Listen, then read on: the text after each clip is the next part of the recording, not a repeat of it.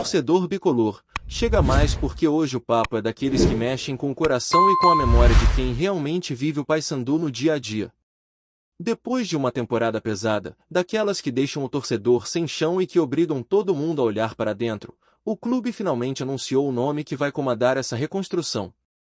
E não tem como começar essa conversa sem falar sobre o impacto desse rebaixamento para a terceira divisão, porque não foi só uma queda na tabela, foi um baque emocional, estrutural e simbólico.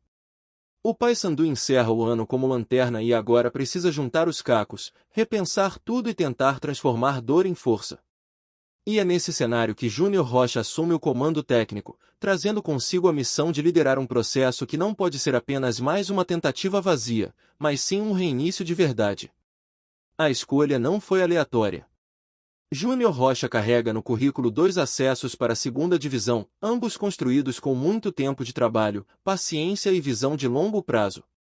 Primeiro com o Luverdense, há mais de 10 anos, quando conseguiu levar o clube do Mato Grosso à Série B e ainda o manteve competitivo por várias temporadas seguidas. Depois, já em 2024, ele conduziu a Ferroviária ao acesso, mostrando novamente que sabe criar ambiente, estruturar elenco e montar equipe com identidade. Não é um treinador que vive de lampejo, é alguém que trabalha com método e continuidade, justamente o que o Paysandu vem perdendo ano após ano. Mais recentemente, ele comandou o Caxias numa campanha que chamou a atenção. Líder da primeira fase da Série C com 37 pontos em 19 partidas, o time parecia pronto para brigar por vaga na segunda divisão. Só que, quando começou a fase decisiva, o rendimento caiu e o acesso escapou. E ao mesmo tempo que isso frustrou o torcedor gaúcho, também diz muito sobre o que Júnior Rocha vai encontrar em Belém, um clube que há tempos inicia projetos com energia, mas não consegue sustentar até o fim. A queda de rendimento e a perda de força no momento crucial não são exclusividades do Caxias, são sintomas que o Paysandu conhece bem. E não dá para fingir que o clima fora de campo não influencia. Nas últimas semanas, muita gente comentou que o acesso do Remo pode servir como um gatilho para o Paysandu acordar. Teve torcedor dizendo que ver o rival voltar para a elite nacional após 31 anos poderia pressionar a diretoria da Curuzu a finalmente agir de forma séria. E, olha, dá para entender essa leitura. A rivalidade faz parte, ela existe porque os dois vivem a mesma região, a mesma história, o mesmo torcedor apaixonado. Só que muita gente acaba comparando realidades completamente diferentes sem lembrar de um detalhe fundamental: cada clube vive um processo próprio, cheio de feridas, falhas, reconstruções e escolhas difíceis. O pessoal também gosta de citar o exemplo de Fortaleza e Ceará, dizendo que quando um subiu, o outro correu atrás. Só que quase ninguém lembra do que veio antes. Fortaleza passou por uma década sombria, 10 anos completos vivendo entre frustrações, queda técnica, crises internas e um fluxo constante de desafios pesados. Só depois de todo esse período turbulento é que conseguiu se reestruturar de verdade. Subiu para a segunda divisão no ano do centenário, depois ascendeu para a primeira divisão e até alcançou competições internacionais. Isso não foi milagre, foi consequência de anos de luta. A mesma coisa vale para o Ceará, que oscilou, caiu, subiu, enfrentou momentos difíceis e só depois de muita persistência conseguiu chegar num patamar mais estável. Quando você olha só para o agora, parece tudo bonito. Mas quando revisita o caminho, percebe que é sofrimento puro. E aí, quando a gente traz essa comparação para o Paysandu, percebe que ela não funciona assim, nesse estilo automático que alguns imaginam. O clube bicolor está há um quarto de século longe da primeira divisão. São mais de 25 anos sem disputar a elite nacional. E, durante todo esse período, o time se manteve preso entre segunda e terceira divisão, com mais presença na terceira do que na própria Série B. Isso não acontece da noite para o dia. Isso é resultado de erros acumulados, gestões problemáticas, falta de planejamento e decisões precipitadas ou mal executadas. Não há como querer subir para a primeira divisão apenas porque o rival subiu. Não é assim que funciona no futebol. A realidade é muito mais dura. O Remo, por exemplo, também passou por anos obscuros. Chegou a afundar em divisões menores, enfrentou problemas financeiros, questões estruturais, crises internas, e só agora conseguiu alcançar esse retorno que surpreendeu muita gente. O torcedor azulino sofreu demais até viver esse momento. E esse sofrimento não tem como ser replicado, nem acelerado artificialmente no lado bicolor. O Paysandu, enquanto isso, seguiu repetindo velhos padrões, colecionando erros e entrando numa espiral que já dura mais de 2 décadas. E em meio a tudo isso, a diretoria atual tenta reorganizar a casa chamando figuras que já tiveram algum envolvimento positivo no passado. Alberto Maia até fez boa gestão em 2015 e 2016, mas trazer nomes conhecidos não é o suficiente para resolver a bagunça que tomou forma dentro do clube. E, enquanto isso, surgem pedidos para que o torcedor compre camisa, vire sócio, faça parte da reconstrução. Só que esse tipo de cobrança soa deslocado. O torcedor está cansado de carregar o clube nos ombros enquanto a administração não entrega nada de concreto. Antes de pedir apoio, é preciso mostrar trabalho. Só depois a torcida se engaja de forma natural, porque paixão essa galera tem de sobra. O que falta é confiança. E é justamente nesse ambiente que Júnior Rocha chega. Ele não herda apenas um time rebaixado. Ele herda um clube ferido, desconfiado, instável e cansado de promessas. O Paysandu há anos vive sustentado por lembranças gloriosas, mas não consegue transformar a história em combustível para o futuro. E aqui precisa ficar claro, história é gigantesca, mas não resolve problemas imediatos. História não organiza finanças, não melhora estrutura, não fortalece elenco, não planeja temporada. O que resolve é gestão séria, planejamento responsável, tomada de decisão coerente e coragem para enfrentar situações difíceis sem tentar maquiar a realidade. Se o Paysandu quiser realmente mudar o rumo, precisa reconhecer que o buraco é profundo. Precisa olhar para exemplos bem-sucedidos e compreender que eles exigiram tempo, paciência, projeto, continuidade e coragem. Não adianta tentar copiar o que Fortaleza fez sem entender a década de caos que ele viveu antes de acertar. Não adianta tentar imitar o processo do Ceará sem lembrar das quedas, dos erros e das limitações que ele enfrentou. E também não adianta querer replicar o momento vivido pelo Remo sem respeitar o processo próprio do Paysandu. Cada clube tem um ritmo, um desafio e uma história completamente diferente. No meio de tudo isso, a torcida segue sendo o pilar emocional que impede o clube de ruir de vez. Mesmo machucada, continua presente, continua cobrando, continua acreditando que é possível renascer. E agora, com um treinador experiente assumindo o barco, o desafio se torna duplo. Júnior Rocha não vem apenas para arrumar o time dentro de campo, vem para simbolizar um novo começo, um respiro depois de tantos anos de tropeços. A pergunta é: será que a diretoria vai dar as condições mínimas para que esse trabalho aconteça?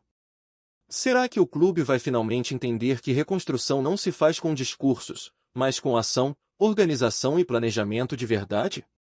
E quando a gente olha para o que vem pela frente, dá para sentir que o desafio não é apenas montar um time competitivo, mas reconstruir a mentalidade de um clube inteiro. Por que o Paysandu passou tanto tempo convivendo com problemas repetidos que, de certa forma, acabou normalizando situações que, em qualquer grande instituição, seriam inaceitáveis? A cada temporada surgia a promessa de reorganização, de planejamento, de modernização, e a cada temporada o torcedor assistia tudo ruir no momento em que o time mais precisava mostrar força. É como se o clube tivesse se acostumado a viver na corda bamba, e esse hábito de sobreviver ao caos impede qualquer avanço consistente. Por isso, a chegada de um novo comando técnico só faz sentido se for acompanhada por mudanças profundas no ambiente que sustenta o futebol. A primeira grande questão é a forma como o Paysandu planeja o seu elenco. Ano após ano, o clube entra nas competições com grupos recém-montados, sem base sólida, com jogadores que chegam e vão embora como se estivesse tudo bem viver nesse ciclo sem fim. Isso prejudica a criação de identidade, dificulta o crescimento dos mais jovens e impede que o treinador implemente um estilo de jogo duradouro. Para Júnior Rocha, que sempre trabalhou com processos de continuidade, esse será talvez o maior obstáculo inicial. Ele precisa encontrar um elenco que não existe pronto, precisa moldar jogadores que muitas vezes chegam sem ritmo, precisa dar padrão a um time que sofre com reposições improvisadas e com um modelo de jogo que muda de acordo com o desespero do momento. Esse tipo de dinâmica desgasta e diminui o tempo útil de trabalho. Outro ponto essencial é a estrutura. O Paysandu tem tradição, tem torcida, tem peso histórico, mas precisa modernizar seus métodos, profissionalizar setores e criar um ambiente que favoreça o desenvolvimento dos atletas. Não basta ter um centro de treinamento funcionando, é preciso ter um centro de treinamento que evolui, que recebe investimentos, que estimula a criação de novos talentos e que gere recursos no futuro. Hoje, a base do clube sofre com instabilidade, com atrasos, com falta de processos claros, e isso acaba se refletindo no time principal. Um clube que não cuida da base está condenado a gastar mais, a errar mais e a viver dependendo de contratações urgentes que quase nunca resolvem. E, no cenário atual, a torcida se tornou o termômetro de tudo.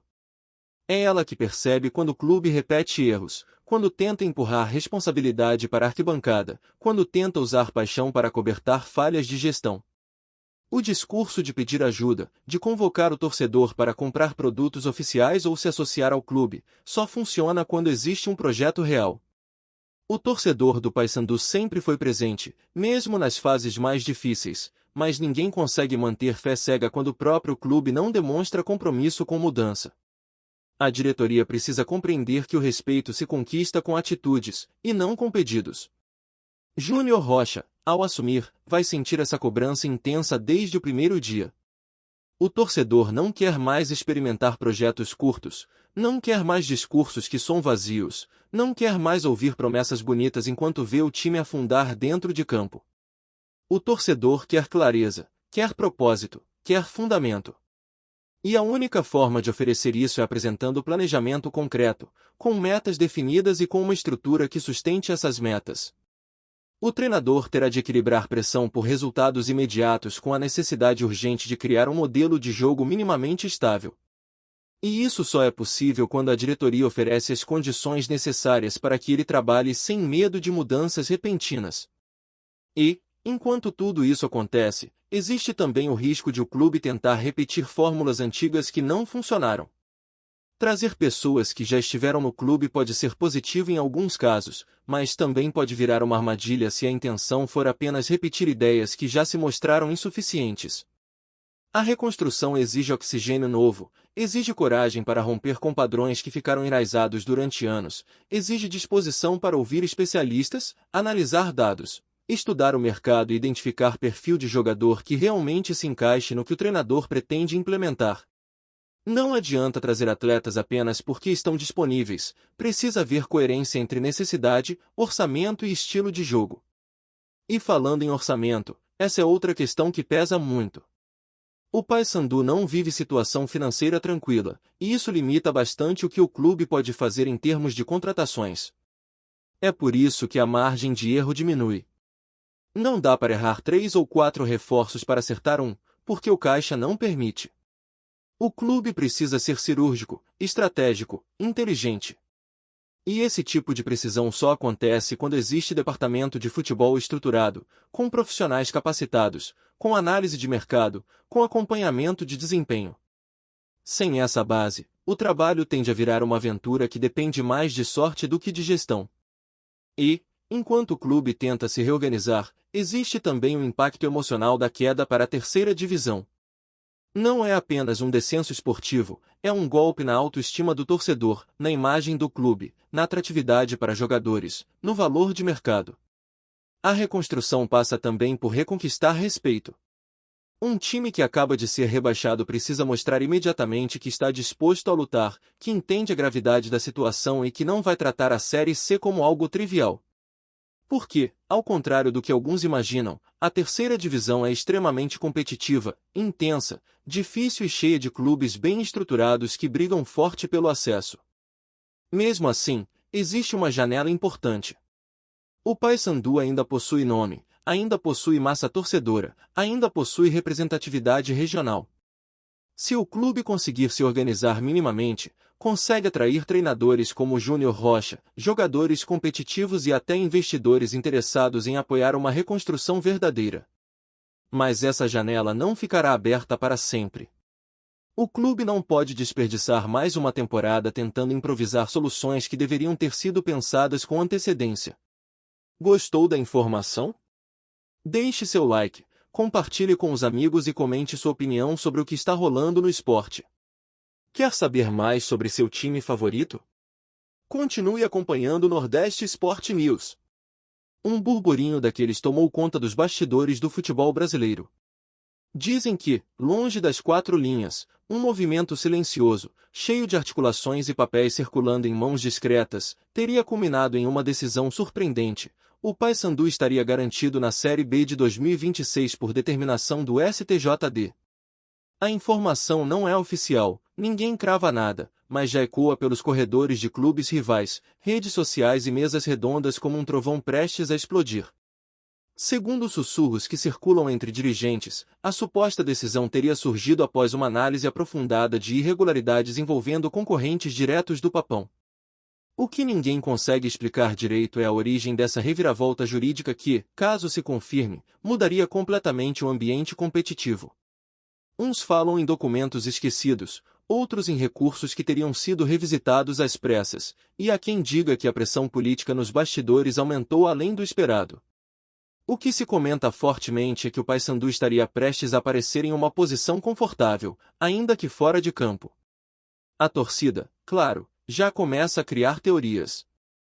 Alguns veem nisso a mão invisível do destino, outros acreditam que pode ser apenas fumaça de inimigos tentando tumultuar o ambiente. A verdade é que nenhum lado confirma, mas ninguém nega com convicção, e, no futebol, quando ninguém nega, a história costuma ganhar força por conta própria. Rivais estariam indignados, articulando manifestações e preparando notas oficiais. Há quem diga que dirigentes de outros clubes já se mobilizam para contestar a suposta decisão, temendo que esse precedente abra caminho para mais questionamentos no futuro. Enquanto isso, o Paysandu permanece em silêncio absoluto, sem um sinal de confirmação, sem um comentário sequer, o que só alimenta ainda mais a especulação. Se é verdade ou não, ninguém sabe. O que se sabe é que o rumor ganhou corpo, invadiu rodas de conversa e mexeu com o imaginário de quem acompanha de perto os bastidores do futebol. E quando a notícia chega nesse ponto, o barulho é grande demais para passar despercebido. O Papão, querendo ou não, virou novamente o centro das atenções, e o país inteiro aguarda para ver se o tapetão vai mesmo falar mais alto. Obrigado por assistir ao Nordeste Sport News. Se você quer estar sempre atualizado sobre o que acontece no futebol do Nordeste, inscreva-se no canal e junte-se à nossa torcida. Até a próxima, e que venham mais vitórias para os nossos times!